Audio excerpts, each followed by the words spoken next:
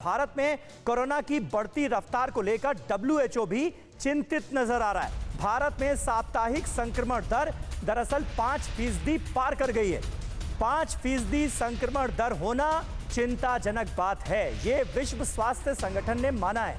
भारत में कई दिन सक्रिय मरीजों की संख्या 25% तक बढ़ी है, जो अपने आप में चिंता को बढ़ाता है और WHO भी इस बात को मान रहा है। ऐसे में इस बढ़ते संक्रमण पर कैसे काबू पाया जाए, इसको लेकर माथापच्ची कुमार कुंदन बहुत ज्यादा जरूरी नजर आ रही है। और क्या जो एक्सपर्ट्स हैं, ICMR है या फिर WHO की जो अब तक की जानकारियां WHO के जरिए सामने आ रही हैं, उसके आधार पर कोई अनुमान लगाया जा सका है क्या कि तीसरी लहर कब अपने पीक पर होगी? देखिए, अभी सबसे बड़ी परेशानी देश में इस बात को लेकर है कि जो ओमिक्रॉन का स्वरूप है यही स्वरूप रहेगा या इसमें कोई बदलाव आएगा। हम लोग सुबह शुरू में बार बार कर रहे थे कि ये खतरनाक नहीं है। हिंदुस्तान में मौतें होनी शुरू हो गई हैं। अब ऐसे में क्या वायरस अपना स्वरूप बदलेगा, ये भी एक्सपर्ट के सामने एक बड़ा सवाल है, जिसपे की चिंता सरकार की है और जो कि बहुत लाजमी है।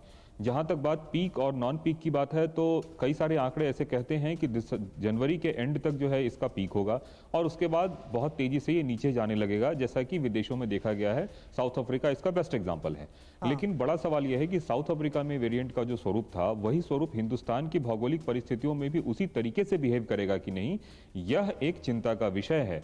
चांसेस 50-50 है। 50% चांस इस बात का है कि जैसा साउथ अफ्रीका में हुआ वैसे हिंदुस्तान में भी हो जाए, लेकिन 50% इस बात के भी चांसेस हैं कि क्या अगर थोड़े से भी बदलाव हुए तो कितना बड़ा कहर होगा, इसकी बात किसी ने मतलब हम आप सोच नहीं। सही बात है। बदलाव भी तो लगातार हो रहे हैं कुमार, ये भी चिंता का सबब है। अभी थोड़ी देर पहले ही साइप्रस से खबर आई कि वहां पर डेल्टा और ओमिक्रॉन वेरिएंट जो है ऐसा लग रहा है मिक्स हो गया है, एक नए वेरिएंट ने जन्म ले लिया है। हमारे साथ जितेंद्र भाटी भी इस वक्त मौजूद हैं। जितेंद्र, ऐसे में दूसरी लहर का कहर जिस तरह दिल्ली में नजर आया था, जिस तरह से अस्पताल पूरी तरह से अटे पड़े हमने देखे, ऑक्सीजन का जबरदस्त अभाव, किल्लत हमने देखी, वो स्थिति दोबारा ना आए, इसके लिए कितनी तैयारियां की गई, कितने तैयार हैं हम?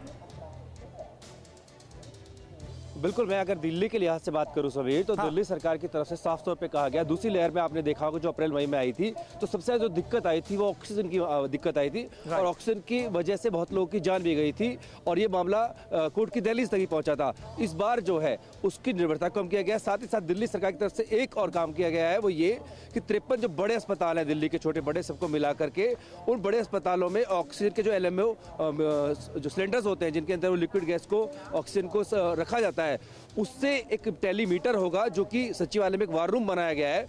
वहां पर पर्पल की खबर होगी कि किस अस्पताल के पास कितनी ऑक्सीजन है, कितनी जरूरत है, कितने मरीज भर्ती है, कितना यूज हुआ, ऑडिट लगातार होता रहेगा, उसकी कमी ना हो। लेकिन एक चिंता यहाँ पर यह भी है ना, देश के तमाम हिस्सों में हम देख रहे हैं कि डॉक्टर्स, हमारे जो स्वास्थ्य कर्मी हैं, जो हेल्थ वर्कर्स हैं, वो भारी संख्या में प्रभावित हो रहे हैं इस तीसरी लहर में, तो ये भी अपने आप में एक चिंता का सबब है।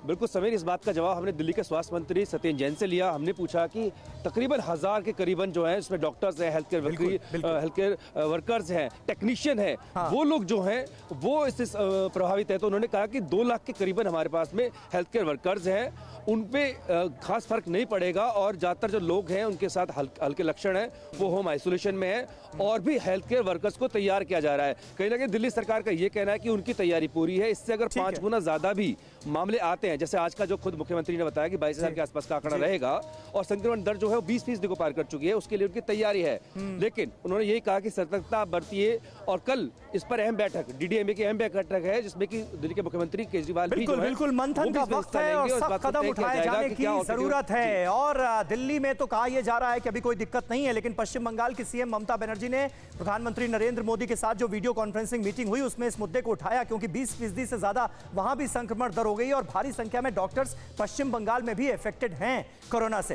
परवाह देश की, सोमवार से शुक्रवार रात 10 बजे TV9 भारतवर्ष पर।